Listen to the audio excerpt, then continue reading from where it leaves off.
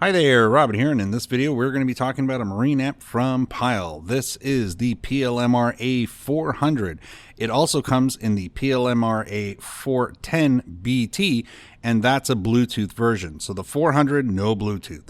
410 has Bluetooth. So what we're going to do is this video is going to take both products into consideration. First, we'll cover the one unique feature that makes the 410 different than the 400. The 410 with the Bluetooth allows you to wirelessly pair off to the actual amplifier. No head unit required, no RCA jacks required.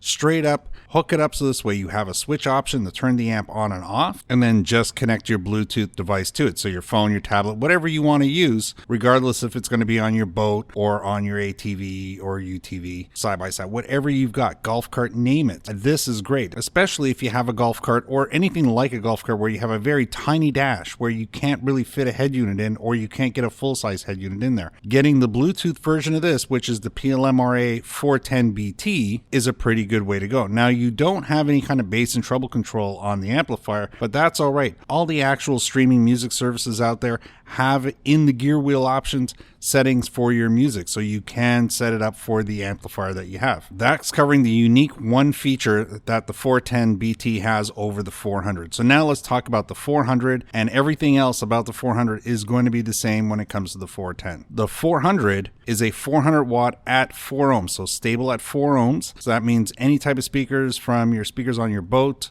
car, or on any of your ATV type products, are going to be able to connect to this system. Now, it's only designed and balanced for 4 speakers, so we can't double down and decide we're going to put 8 speakers on it, but we can, of course, just hook up 2 if we want. Now, of course, it is an amplifier, so the big difference between having 100 watts per channel on an amplifier versus something on a radio or a head unit, let's say, 4 times 50, that sort of thing, really, before the wattage, you really got to talk about the current. The easiest way to talk about current is using garden hose and a fire hose as reference. Though you may turn the tap on the same amount on both, so the amount of how fast the water is traveling through the actual hose is the same, but when you get to the end of that hose, a fire hose, because it's so much larger, it's going to put out a lot more energy. That's going to be the difference between having an amplifier. Think fire hose on an amplifier, garden hose on your head unit. So let's take a look at how it actually connects. So first, we'll talk about the input side. You have 2 options for connecting things up to it. I can go high level, so if I don't have easy access to the head unit for the RCA connections, and all I really have are speakers back there, and I'm going, well, you know what, I can get to those speakers, but I can't really get to the head unit. They give you 2 sets of cables in the box, one to go on this side, one to go on this side, and this is what they call the high input. High input means it's going to listen to it at the speaker volume, not at the actual preamp RCA volume that you would get with the RCA plugs. So if you can't get to the head unit to use RCAs, or maybe your head unit just doesn't have RCAs on it, you can use these.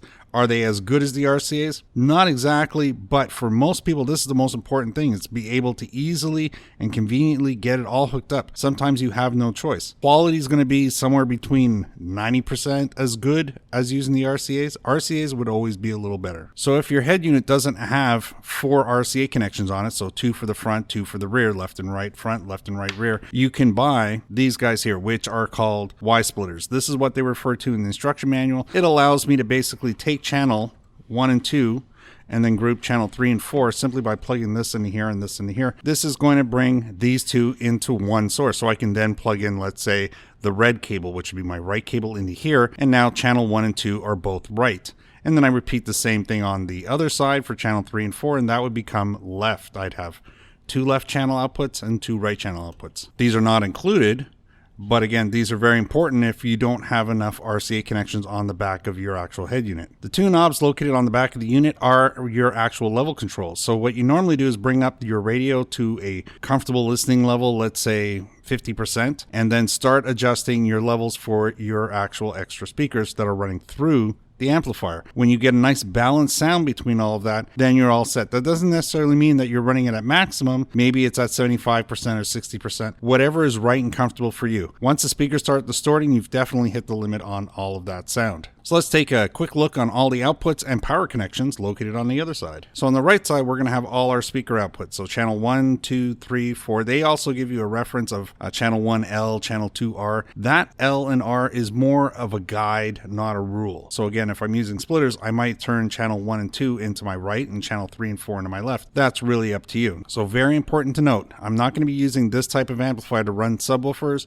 or speakers larger than 6.5. I won't run my wakeboard speakers off this either. This is really good to either improve or add to your actual speaker setup that you have now. So if you want to make better choices on power for a 6.5-inch speaker instead of your head unit, maybe you would buy this. If you want to add more speakers, you would buy this. I'm going to be using this from anything from a 3.5-inch or tweeter, small size speaker, all the way up to a 6.5 comfortably, no problem. So right in the middle is a fuse, a standard automotive fuse, and if it's yellow, then I think that is a 20 amp fuse, easy to replace if something goes wrong. After that, we now have our power connections and our remote connection for our head unit. Furthest to the left is the positive 12 volts.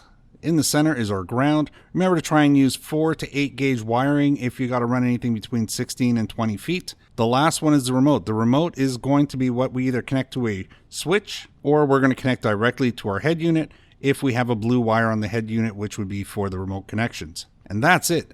No more complicated than that. Don't have too much loose wire. Make sure it's nice and snug. Don't over tighten the screws to damage anything. That's always important. I often get asked what type of speaker wire to use with it. You do normally want to use, when possible, just the red and black zip wire. 14 gauge would be best for the speakers, and a 4 to 8 gauge kit, wiring kit for the actual power connections are fine. Your RCA cables, that's strictly up to you. I like using shielded cables and, something that's good quality.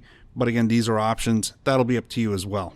Outside of that, it is Marine Audio. It is Pyle. So as the brand goes, very big company, very reliable and consistent product. So that means you're going to get what you're paying for, if not actually a little bit more. Pyle always seems to be really great value when it comes to what you're going to get in return. So as long as you're using this amplifier properly, it's going to do a really good job for you. Now, again, it is Marine, and what they're saying is that the actual circuit board has been lacquer coated, and they try and use zinc or plated screws and connectors where possible. And that pretty much wraps up the overall view of the actual unit. I do like using these. They are good for running 6.5-inch speakers. That's always the day in, day out purpose of this product. Anything smaller is great. Anything bigger, I'd probably go with a bigger amp. So at this point, I'd like to say thanks for watching. I hope this video helped you in your buying decision today. Maybe I'll see you in the next video. Thanks for watching again. Bye for now.